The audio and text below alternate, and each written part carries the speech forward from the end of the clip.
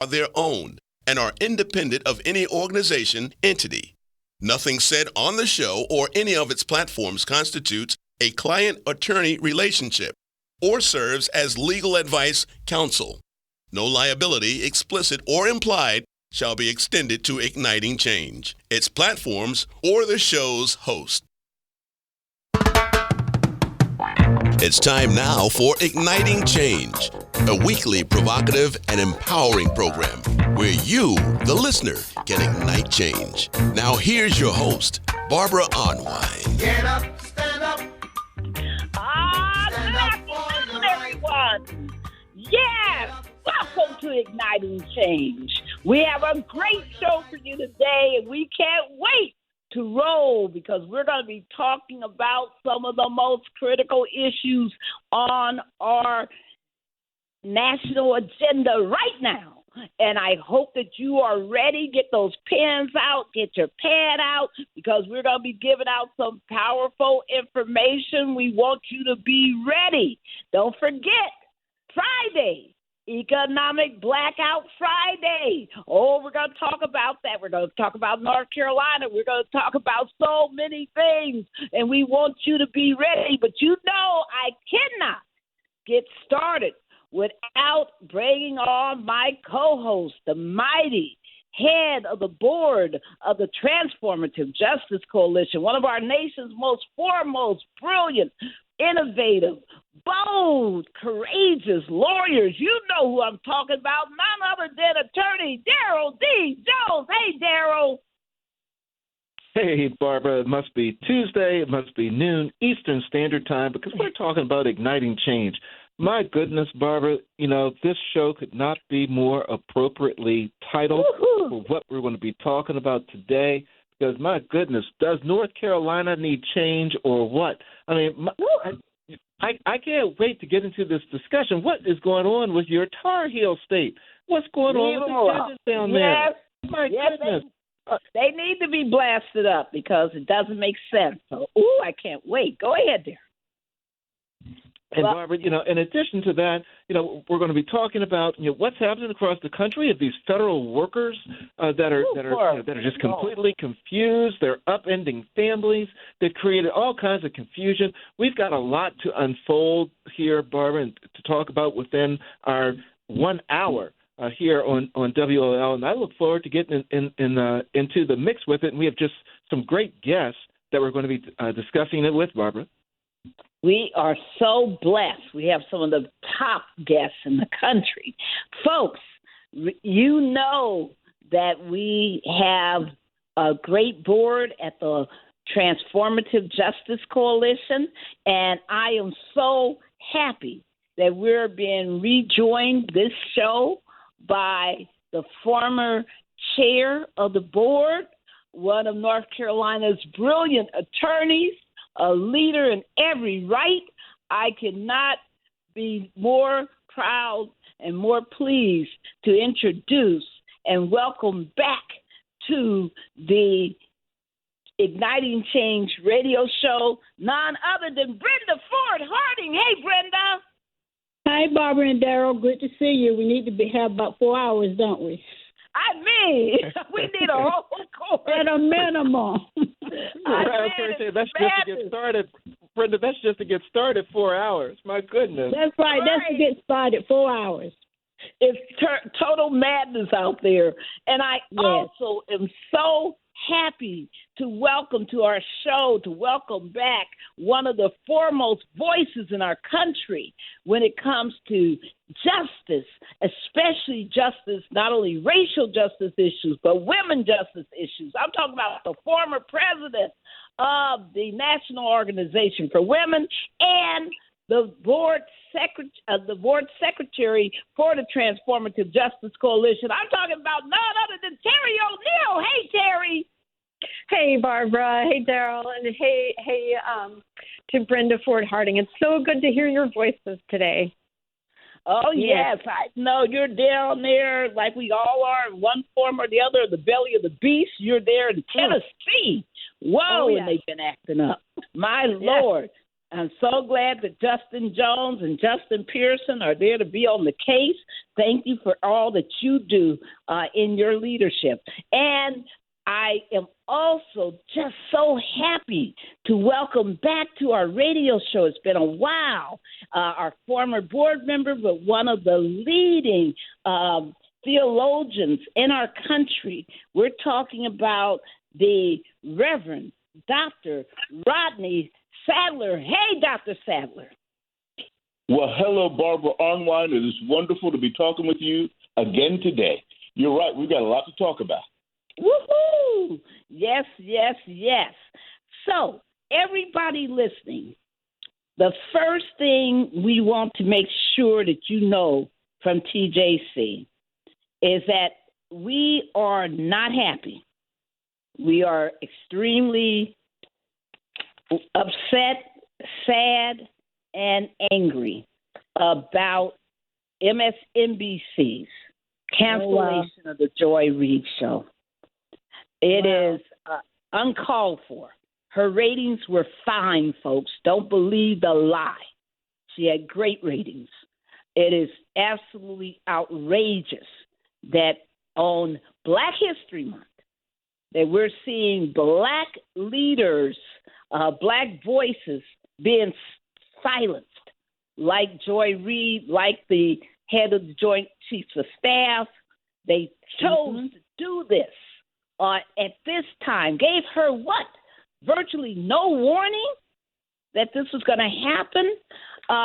Just so disrespectful after almost a decade of hosting her brilliant show. I could not be more disgusted, but I wanted to ask our panel, what are some of your thoughts in this moment as we say goodbye to her show at this moment? Brenda? Barbara, I'm just upset like you are. You can easily see that they only target people of color. Yes.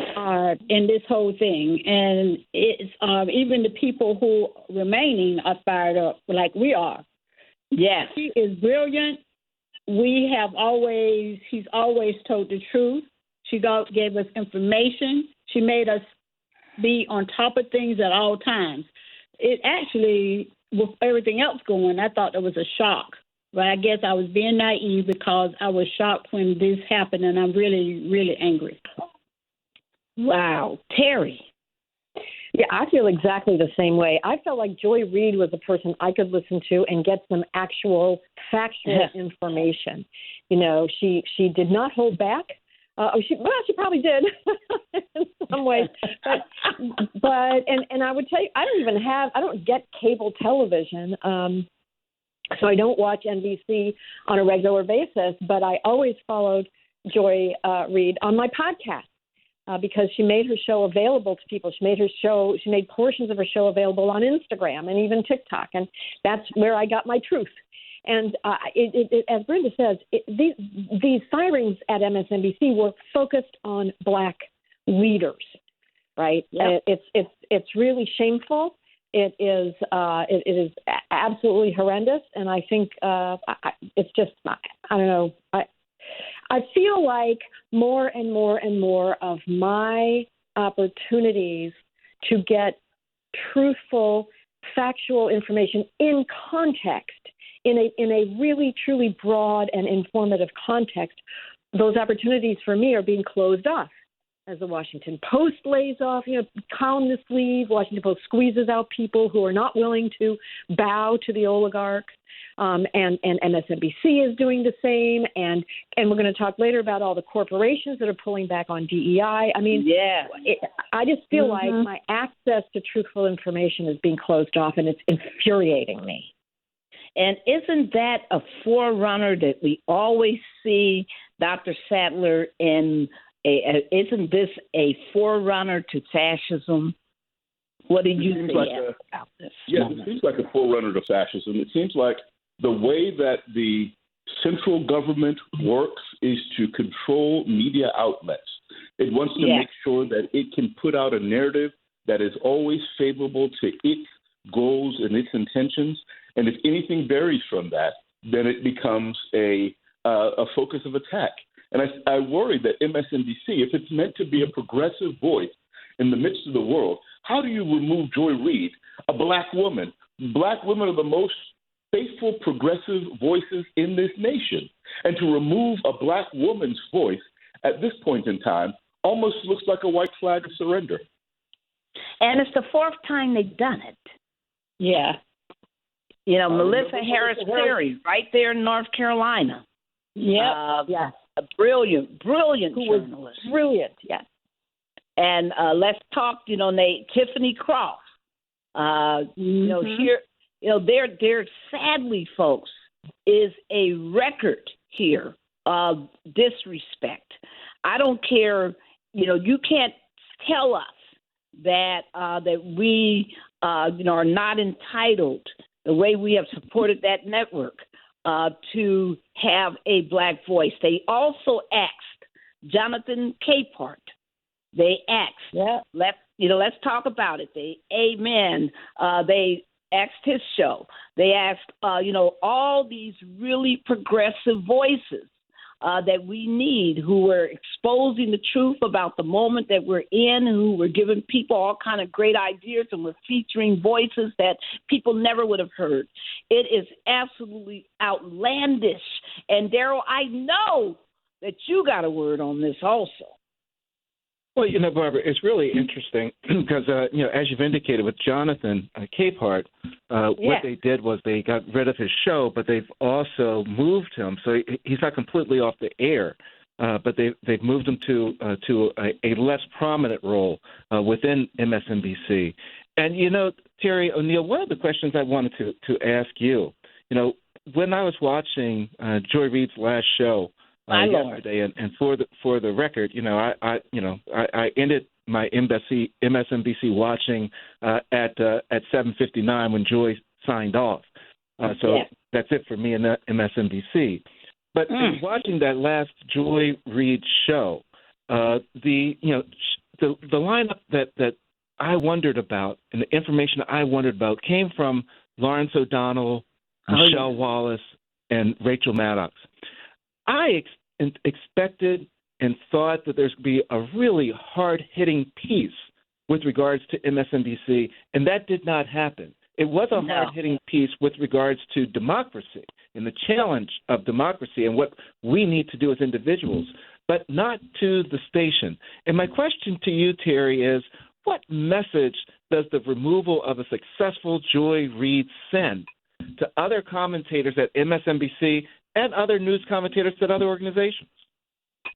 That's a wonderful question, and thank you so much, because I was disappointed that not to learn that there might have been a one-day walkout.